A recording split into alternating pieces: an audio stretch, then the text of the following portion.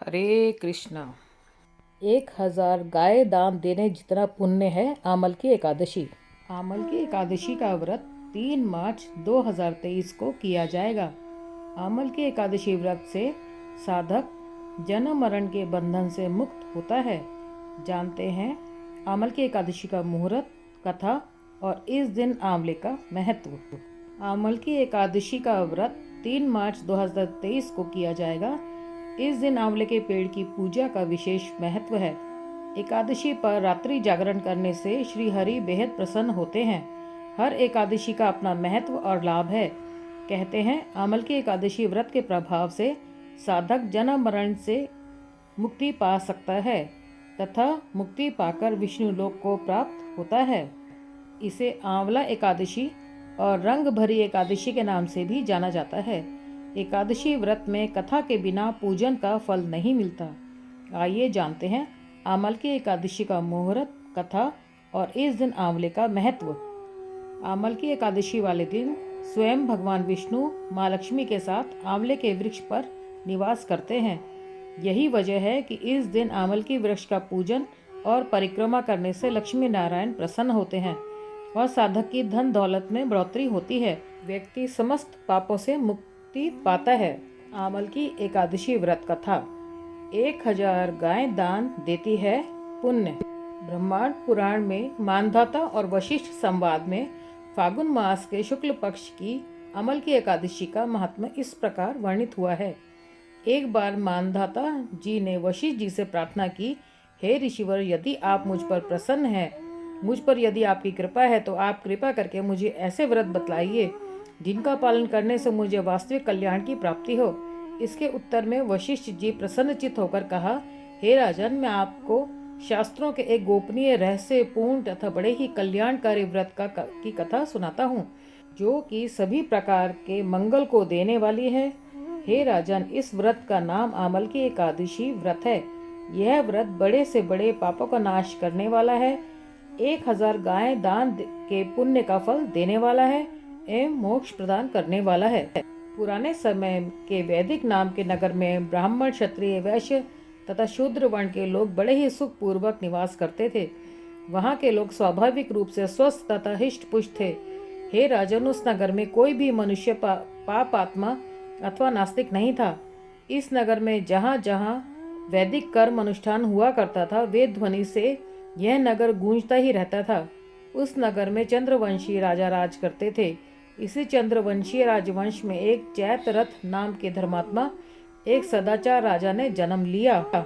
यह राजा बड़ा ही पराक्रमी, शूरवीर, धनवान, भाग्यवान तथा शास्त्रज्ञ भी था। इस राजा के राज्य में प्रजा को बहुत बड़ा ही सुख था। सारा वातावरण ही अनुकूल था। यहाँ की सारी प्रजा विष्णु भक्ति परायण थी। सभी लोग एकादशी का व्रत करते थे। इस राज्य में कोई भी दरिद्र अथवा कृपण नहीं देखा जाता था। इस प्रकार प्रजा के साथ राजा अनेकों वर्षों तक सुख पूर्वक राज करते रहे। एक बार फागुन शुक्ल पक्षीय द्वादशी संयुक्त आमल की एकादशी आ गई। यह एकादशी महाफल देने वाली है। ऐसा जानकर नगर के बालक, वृद्ध, युवा, स्त्री व पुरुष तथा स्वयं राजा ने भी सपरिवार इस एकादशी व्रत का पूरे नियमों के साथ पालन किया। एकादशी वाले दिन राजा प्रातः काल नदी में स्नान आदि समाप्त कर समस्त प्रजा के साथ उसी नदी के किनारे पर बने भगवान श्री विष्णु के मंदिर में जा पहुँचे। उन्होंने वहाँ दिव्य गंध सुवासित जलपूर्ण कलश, छत्र, वस्त्र, पादुका आदि पंच रत्नों के द्वारा सुसज्जित करके भगवान की स्थापना की।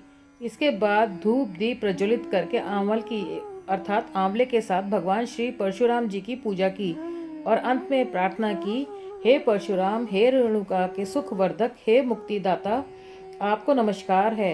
हे आमल की, हे ब्रह्मपुत्री, हे धात्री, हे पापनाशिनी, आपको नमस्कार।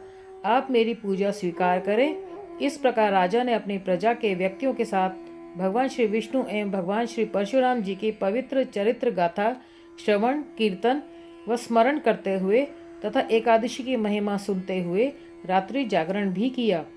उसी शाम एक शिकारी शिकार करता हुआ वहीं आ पहुंचा। जीवों को हत्या करके ही वह दिन व्यतीत करता था।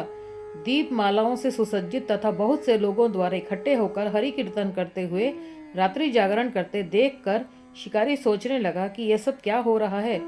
शिकारी के पिछले जन्म के पुण्य का उदय होने पर ही वहां एकादशी व्रत करते हुए भक्तजनों का उसने दर्शन किया। कलश के ऊपर विराजमान भगवान श्री दामोदर जी का उसने दर्शन किया तथा वहां बैठकर भगवान श्री हरि की चरित्र गाथा श्रवण करने लगा। भूखा प्यासा होने पर भी एकाग्र मन से एकादशी व्रत के महात्म्य की कथा तथा भगवान श्री हरि की महिमा श्रवण करते हुए उसने भी रात्रि जागरण किया। प्रातः होने पर राजा अपनी प्रजा के साथ अपने नगर को चला गया तथा शिकारी भी अपने घर वापस आ गया और समय पर उसने भोजन किया।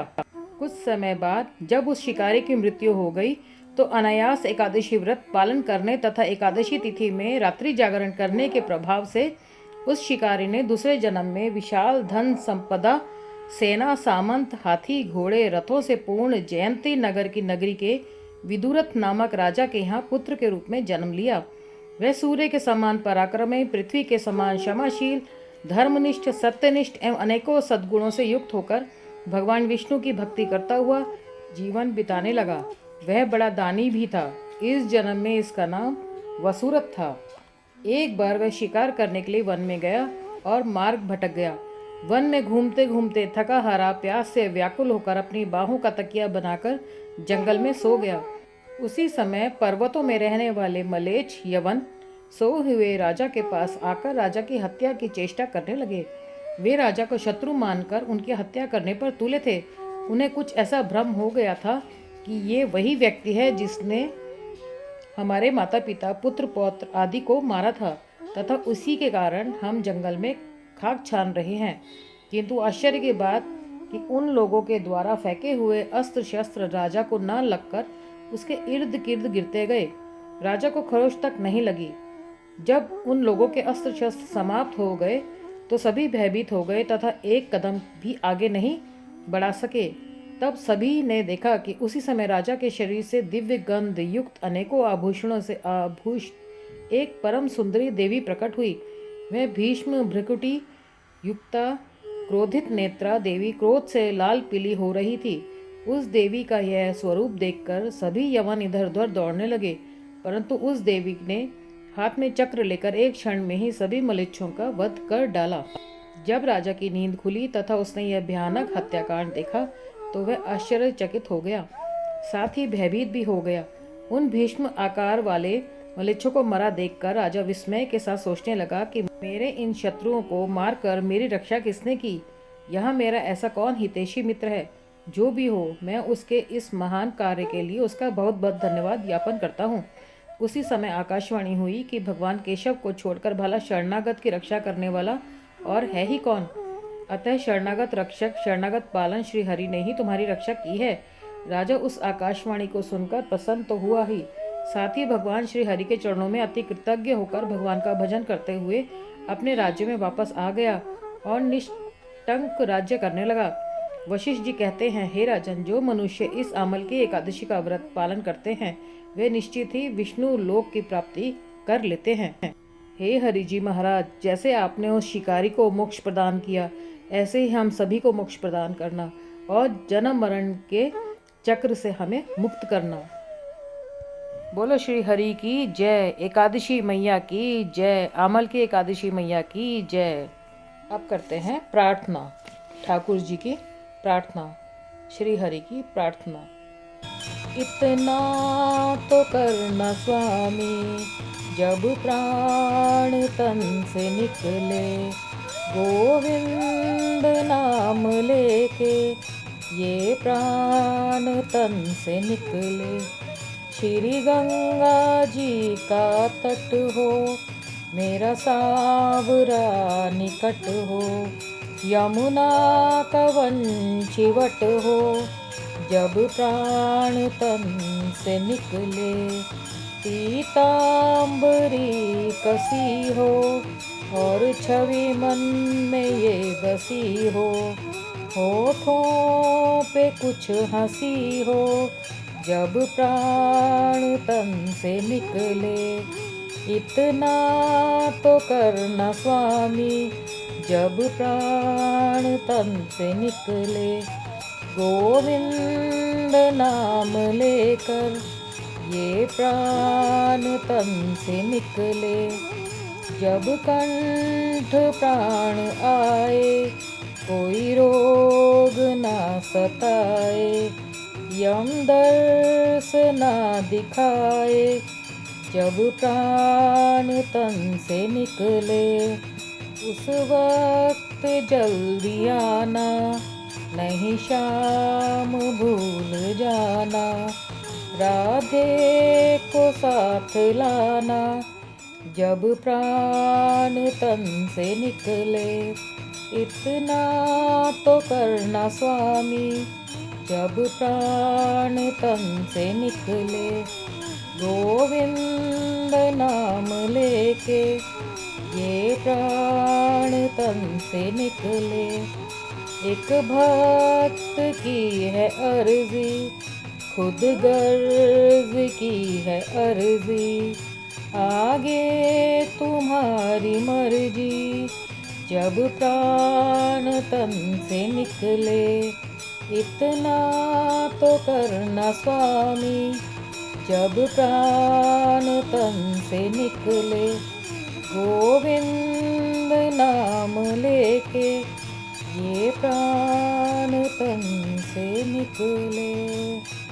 हरे कृष्ण। अगर आपको मेरा ये वीडियो पसंद आया हो तो प्लीज़ लाइक कीजिए, शेयर कीजिए, सब्सक्राइब कीजिए व्रत कथा गृहस्थ को। हरे कृष्ण। मैं ऐसे ही अच्छे अच्छे वीडियोज़ आपके लिए लाती रहूँगी। हरे कृष्ण।